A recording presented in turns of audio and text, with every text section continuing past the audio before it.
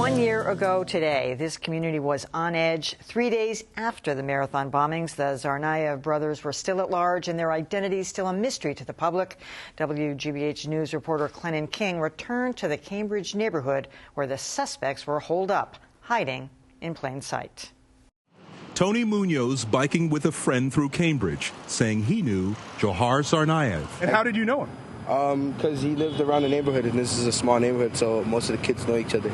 A small neighborhood that included Norfolk Street, which on its face was pretty unremarkable, where people on the whole minded their own business. But remember a year ago, like it was yesterday. I actually turned on the news, saw my street, and got the phone call from my mom to come get her. And when we got here, there was police, SWAT.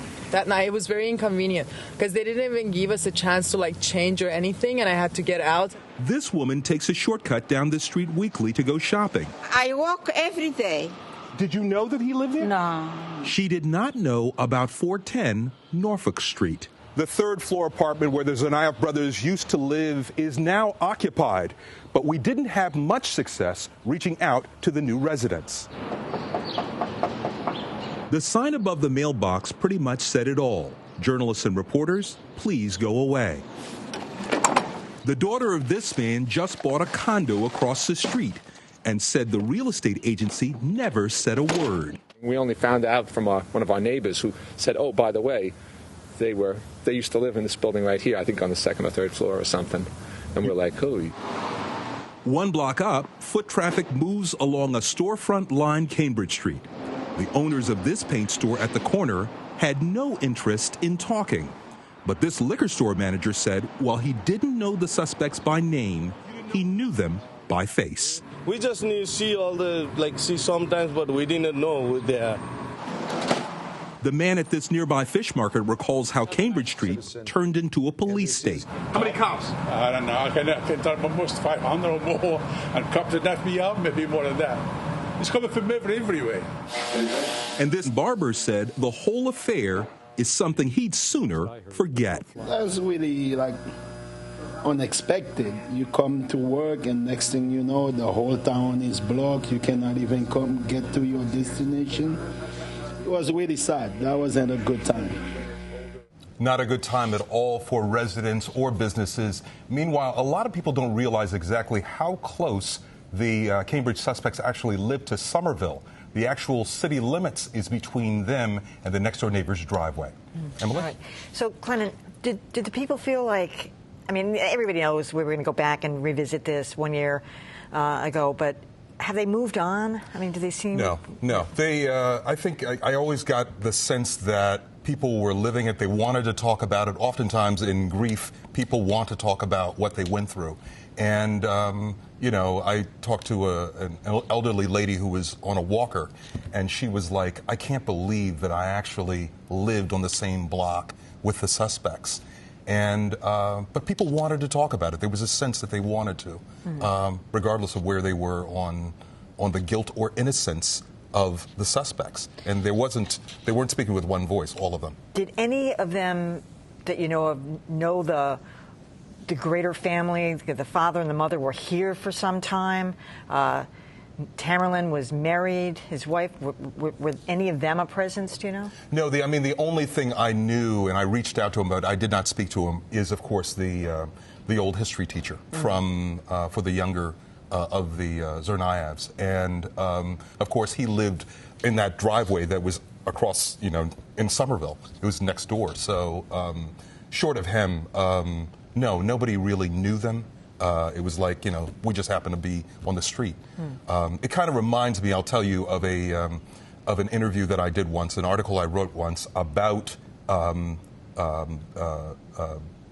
President Obama, who, of course, lived in Somerville. And I interviewed a woman who was a doctor, a prominent doctor, who shared a ceiling with him. So his ceiling was her floor.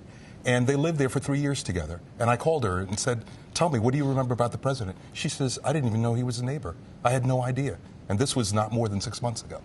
So oftentimes you get these people who just don't know. Oh, and I'm sure, though, that anybody who did have contact with them fixated on it. We actually had intended to speak to a body shop owner, Gilberto Tercetti, who was actually in the process of fixing Jahar Tsarnaev's car. I guess he had smashed the bumper or something. And the next day, after the bombing, Jahar Tsarnaev went to that body shop to get his car back and demanded he just turn it over whether it was fixed or not. So, I mean, those kinds of things are going to be etched in these people's minds forever. Absolutely. As you saw, the liquor store owner, again, they knew them by face, but they didn't know them by name. And so you see a lot of this where people kind of knew them, you know, would recognize them.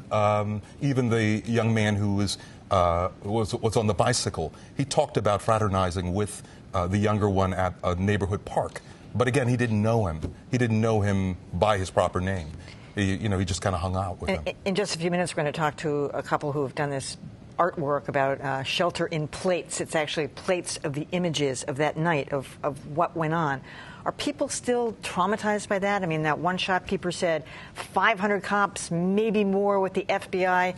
A lot of people, and I'm sure a lot of people in Watertown, may feel like we still haven't had an adequate explanation of how that force came down, how people were deployed, you know, who was calling the shots, literally. Yeah. And one of the people who I actually interviewed, there was a woman who was getting in her car, and there was some pushback about not getting really a sense of, you know, she was not dressed at the time, and, you know, the police officers came in and kind of rushed her out, and there were gaps for her, and there was a sense of she was a bit annoyed. Yeah. It wasn't a lot of rah-rah. And so not everybody is comfortable with how it all played out. Yeah.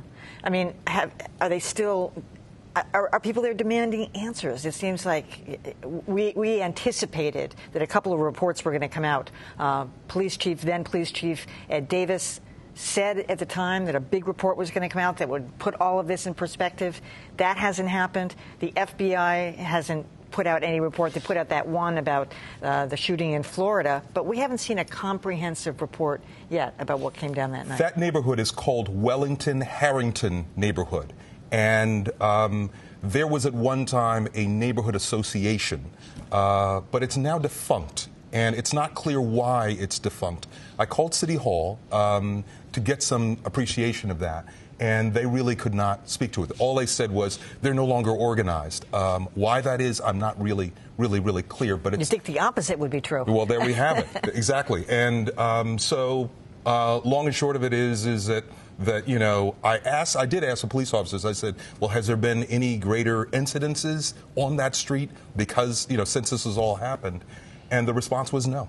It's been the same, and, you know, nothing is. It's not as though there's been some peak in incidences or crime or anything like that on that particular block. So you wonder if people still interact, though, about that, about, hey, did you know? And, you know, is it still, it's a tourist attraction still for sure. I mean, you were knocking on the door as a reporter, but I'm sure a lot of their lives still come together over the incident from that night. Yeah, but I mean, you know, I think about the woman, the older woman who I spoke to. She walks through there every day and had no clue, whatever, that this is where they lived. Yeah, it's a great story. All right, Clennon King, thanks so much for coming. Thank you. Appreciate it.